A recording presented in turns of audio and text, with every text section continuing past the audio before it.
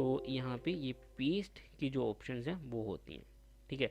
उसके बाद यहाँ पे इसकी बहुत कम ज़रूरत पड़ती है फ्रेंड्स, लेकिन अगर आपको कभी ज़रूरत पड़ जाए तो क्या है कि जैसे कि आप किसी वर्ड को कैपिटल करना चाहते हो, आपके पास यहाँ पे बहुत ज़्यादा लंबी चौड़ी तहरीर लिखी हुई है इंग्लिश में, और आप वो चाहते हो कि सारी की सारी अपर केस में आ जाए, तो वो कैसे कर सकते हो। तो यहाँ पे सिंपल आपको टाइप करना है इज इक्वल टू यू, यहाँ पे ये देखें अपर आ गया।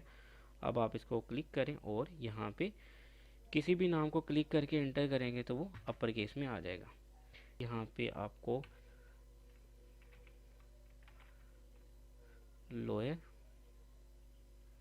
तो और यहाँ से हम टेक्स्ट को चूज़ करते हैं और यहाँ से इंटर करेंगे तो यहाँ पे ये देखें सारे के सारे लोअर केस में आ गए। तो यहाँ पे ये अपर केस और लोअर केस करने में मदद देता है। तो ये छोटी सी ट्रिक है, लेकिन ये बहुत कम यूज़ होती है, लेकिन क्योंकि आपको बताना ज़रूरी है तो मैंने इसलिए आपको बता दिया है।